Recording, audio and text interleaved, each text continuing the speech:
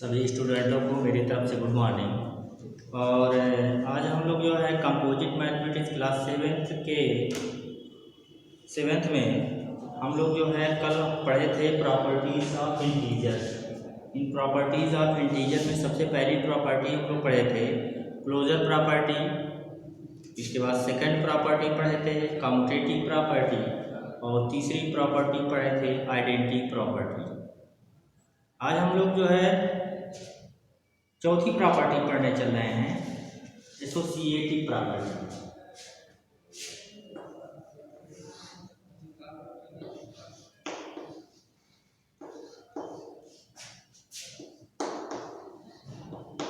Associative property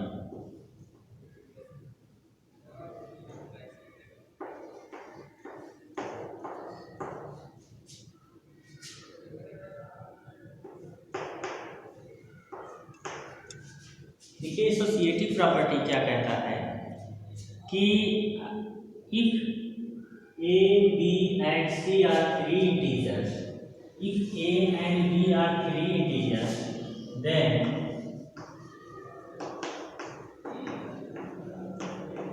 if a and b are three integers,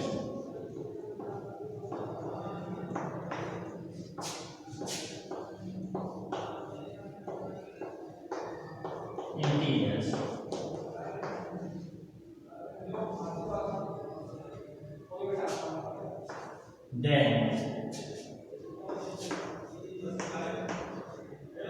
a plus b plus c equal to a plus b plus c।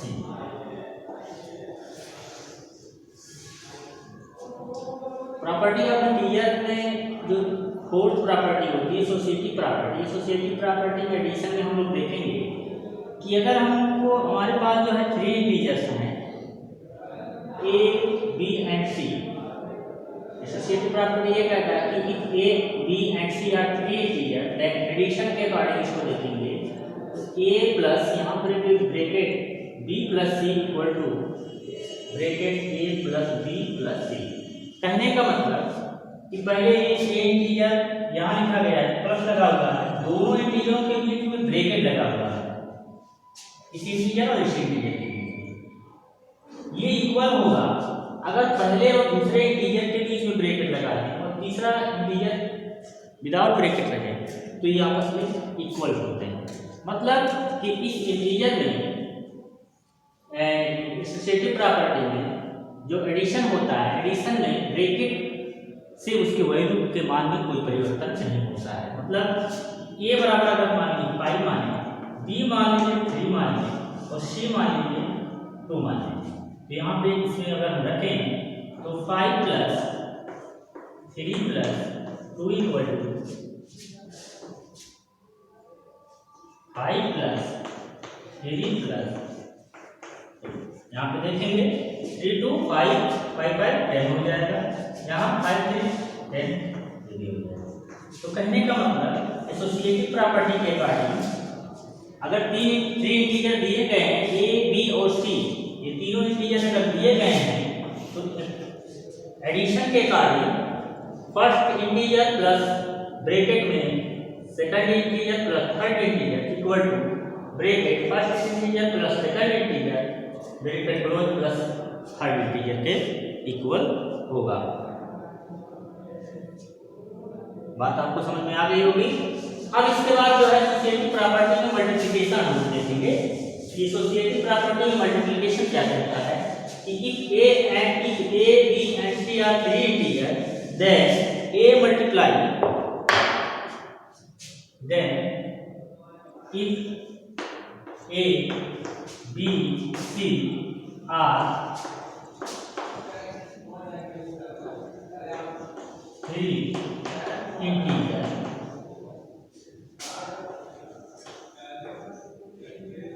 then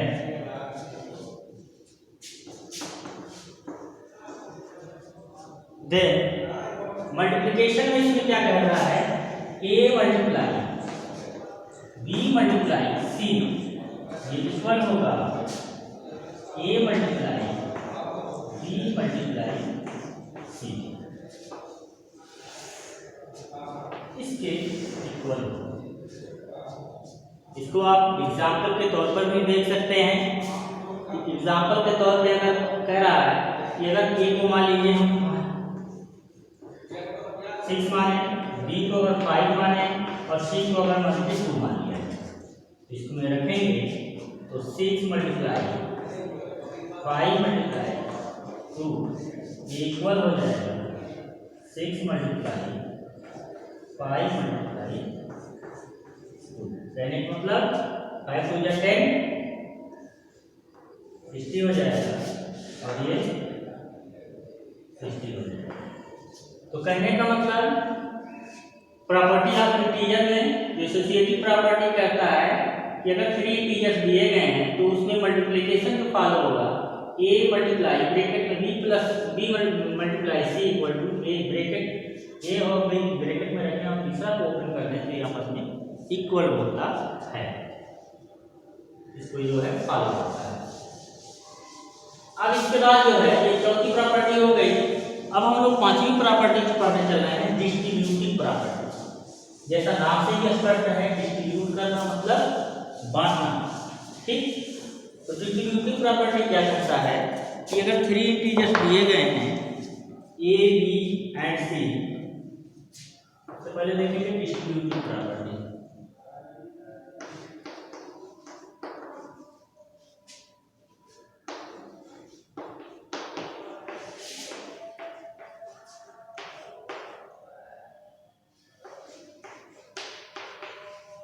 distributive property क्या कहता है कि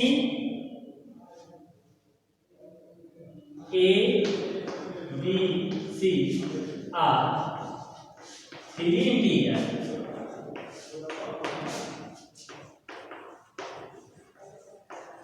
then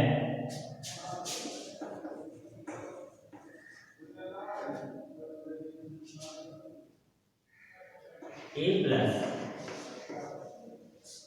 B plus C equal to हो जाएगा AB plus AC।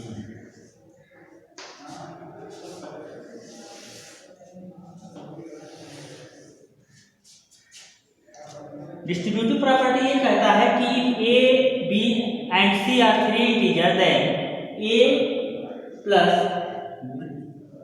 Sorry यहाँ पे थोड़ी सी गलती हो गई है, गलती हो गई कि यहाँ पे 4 plus multiply then A multiply B plus C ये इक्वल होगा, एक बार इसका मल्टीपल इसमें होगा फिर इसका मल्टीपल इसमें होगा, मतलब AB और प्लस AC।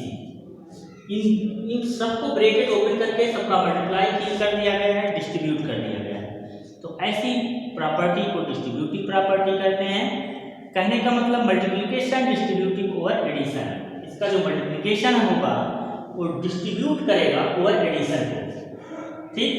तो distributive property ABC and ABC are 3 integer then A multiply B plus C equal to, इसको डिस्ट्रीब्यूट करेगा, डिस्ट्रीब्यूट करके A multiply B plus A multiply C करेगा, और इसी को कह सकते हैं कि ये मल्टीप्लिकेटिव डिस्ट्रीब्यूटिव है, मल्टीप्लिकेट करके डिस्ट्रीब्यूट कर रहा है और ओवर एडिशन, यहाँ पे एडिशन कर रहा था। इसी में जो है हम देख लेंगे कि if A, B and C are 3 integers then multiplicative distributive over addition, multiplicative distributive over subtraction, first वाले में जो एडिशन था इसमें सब्ट्रैक्शन। तो कहने का मतलब कि यहाँ पे अगर हम माइनस ले लें, 3 इंटीजर्स अगर दिए गए हैं A, B, C are 3 integers then A multiply B minus C equal हो जाएगा A multiply C minus A multiply B minus A multiply C। ये होगा मल्टीप्लिकेशन डिस्ट्रीब्यूटिव ओवर सब्ट्रैक्शन, क्योंकि यहाँ पे सब्ट्रैक्शन लगा रहा है, यहाँ पे मल्टीप्लिकेटिव है। तो डिस्ट्रीब्यूटिव प्रॉपर्टी में जो सेकंड कहा है कि A, B, C are 3 integers then multiplicative distributive over subtraction, यहाँ सब्ट्रैक्शन है और पहले वाले में एडिशन था, क्योंकि यहाँ पे ऐड लगा हुआ है, यहाँ पे सब्ट्रैक्शन है, तो यहाँ पे सब्ट्रैक्ट का चिन्ह है। तो a multiply b minus C equal to a multiply b minus a multiply C. इसको क्या करेगा, ये फॉलो करेगा। कहने का मतलब एग्जाम्पल ले लें, अगर a बराबर ले लें 5, b बराबर मान लीजिए 3 और c बराबर मान लीजिए 2 ले लें। इसमें रखें तो 5 मल्टीप्लाई b कितना है 3 minus 2 equal to a multiply b 5 multiply 3 minus a multiply c मतलब 5 माइनस 2। इसको सॉल्व करेंगे, 3 में 2 निकला 1, 5 हो जा 5, यहाँ पे 5 से जा 15 और 5 हो जा 10, तो सॉल्व करेंगे तो 5 दोनों कंडीशन पे left hand side equal to right hand side, मतलब left hand side equal to right hand side. इस तरीके से हम कह सकते हैं कि डिस्ट्रीब्यूटिव प्रॉपर्टी जो होता है उसमें जो है मल्टीप्लिकेशन, डिस्ट्रीब्यूटिव प्रॉपर्टी में क्या कहता है कि मल्टीप्लिकेटिव डिस्ट्रीब्यूटिव ओवर सब्ट्रैक्शन, ये क्या होता है आपस में इक्वल्स होता है। अब यहाँ पे एक चीज और देख लेते हैं, एक और देखते ये है, ये तो मेरी जो है डिस्ट्रीब्यूटिव प्रॉपर्टी। अब डिस्ट्रीब्यूटिव प्रॉपर्टी के बाद जो है हम लोग देखेंगे इनइक्वालिटी। इनइक्वालिटी का मतलब होता है असमानता। इसको जो है हम लोग जो है इसकी जो हिंदी मीनिंग होती है वो कहते हैं असमानता या असमान कहेंगे।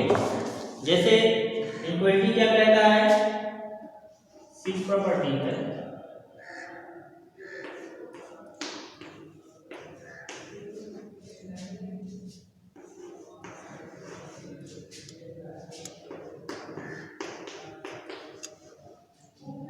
इक्वालिटी क्या कहता है, इक्वालिटी ये कहता है कि if all non zero integer, if all non zero integer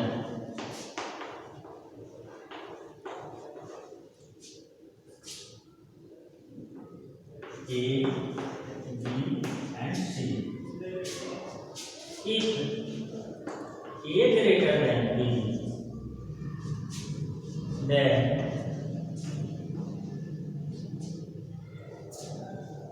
A divided by C greater than B divided by C। देखिए इसको देखेंगे, वैसे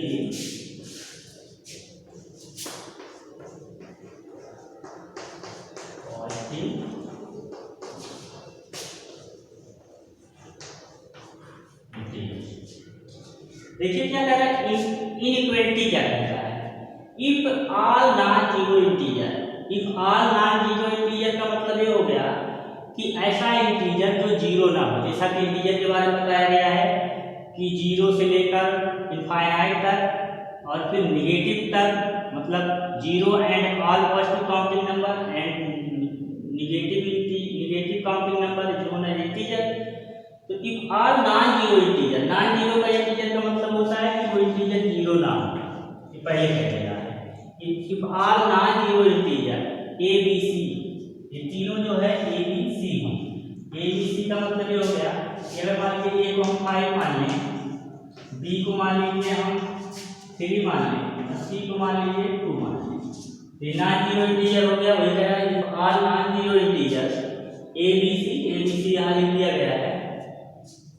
कंडीशन पहला कह रहा है कि if A greater than B, यहाँ पे आप लोग देख रहे हैं कि ए ग्रेटर देन बी है, मतलब 5 ग्रेटर देन 3 अगर है, तो उस कंडीशन में अगर ए डिवाइड बाई सी करें वो ग्रेटर होगा बी डिवाइड बाई सी। यहाँ पे सी को कह रहा है कि पॉजिटिव होना चाहिए, पॉजिटिव होना चाहिए, निगेटिव नहीं होना चाहिए। यहाँ पे इस कंडीशन में यहाँ पॉजिटिव होना चाहिए। अब यहाँ पे इसके वैल्यू को हम रखेंगे, वैल्यू को रखेंगे तो ए की वैल्यू कितना है 5 और सी की वैल्यू कितना है 2, तो 5 डिवाइड बाई 2 ये ग्रेटर होगा बी कितना है 3 डिवाइड बाई 2। इसको सॉल्व करेंगे तो ये 2 होल नंबर 1/2 ग्रेटर हो जाएगा और ये हो जाएगा 1 होल नंबर 1/2। इस तरीके से इक्वलिटी की कंडीशन ये कहता है कि A B C are non zero integers, then A greater than B की कंडीशन में देखेंगे कि a divide by C and greater than b divide by C, where c is a positive integer. कहने का मतलब कि a एक integer है, b भी इंटीजर है, c भी इंटीजर है, लेकिन कंडीशन कह देगा कि a की जो वैल्यू होगा वो b से बड़ी होनी चाहिए, a की वैल्यू b से बड़ी है, c को हमको पॉजिटिव लेना है। उस कंडीशन में अगर हम a डिवाइड बाय c करते हैं, ये ग्रेटर देन होगा b डिवाइड बाय c के। ठीक, इसमें सेकंड कंडीशन देख लेते हैं कि अगर c की वैल्यू यहाँ पे लिखा है कि c की वैल्यू जो होता है पॉजिटिव होता है, लेकिन अगर c की वैल्यू को हम नेगेटिव ले लें तो c की वैल्यू को अगर नेगेटिव ले लें तो क्या होता है कि जब यहाँ पे c की वैल्यू नेगेटिव हो जाएगा, उस कंडीशन में हम देखेंगे, जैसे मान लीजिए यहाँ c की वैल्यू मान लीजिए नेगेटिव ले लें, 2 ले लें, -2 ले लें, ठीक। तो -2 लेने पे यहाँ पे क्या हो जाएगा कि a divide by c less than b divide by c, ये कंडीशन पे फॉलो होता है, where c is the negative integer, जबकि c क्या है, नेगेटिव इंटीजर है।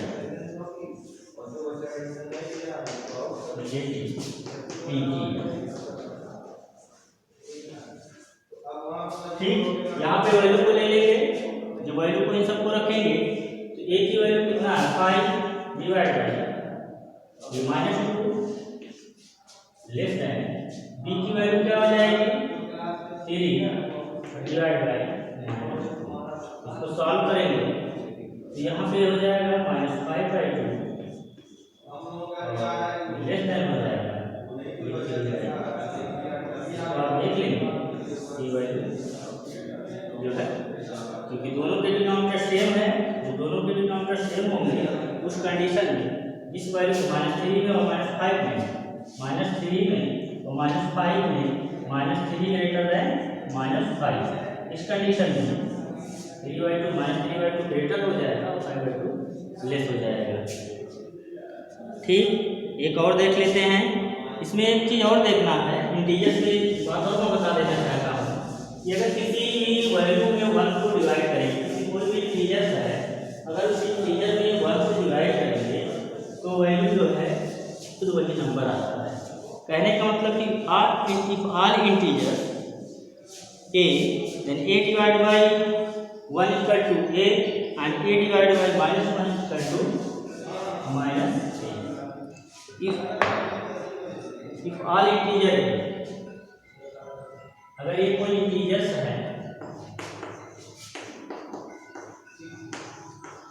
then a divided by 1 equal to a and a divided by -1 equal to -a। किसी भी नंबर को जब 1 से डिवाइड करते हैं तो वो नंबर 1 आ जाएगा, तो a आ जाएगा, और किसी भी नंबर को -1 से डिवाइड करते हैं तो वो नंबर -3 आ जाएगा। इस तरीके से प्रॉपर्टी सब हो चुकी है। अब जो है हम लोग को जो है होमवर्क के रूप में देखना है, होमवर्क एक्सरसाइज 1C, प्रॉपर्टी पूरी तरीके से बता दिया गया है, तो गाइड आप लोग करिएगा किस तरीके से, और इसके बाद जो है होमवर्क जो है आप लोग को मैं दे दे रहा हूँ, होमवर्क के रूप में आज की डेट है एक्सरसाइज 1D, ठीक, question number 1 to 13, question number 1 to 13 solve in your rough copy and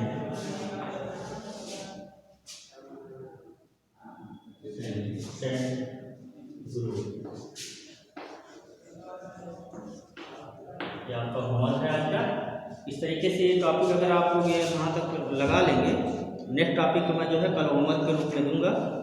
आज के लिए ये टॉपिक कुछ एक्सरसाइज बढ़नी है, ठीक है ना। तो जो बच्चे जो है होमवर्क को जो है व्हाट्सएप ग्रुप में नहीं भेज रहे हैं, वो कृपया करके जो नहीं भेजे हुए हैं तो 1A से लेकर 1 एक्सरसाइज 1A से लेकर तो 1B यहाँ तक पढ़ाया जा चुका है। इसको जो है होमवर्क के रूप में करेंगे और व्हाट्सएप ग्रुप में इसको भेजेंगे। जिनका भी जो भी यहाँ से 1A से लेकर 1D तक छूटा हुआ है उसको व्हाट्सएप ग्रुप में भेज के और अपना जो है होमवर्क को कंप्लीट करा लें। आज के लिए इतना ही, कल फिर मिलते हैं इसी समय पे। Thank you.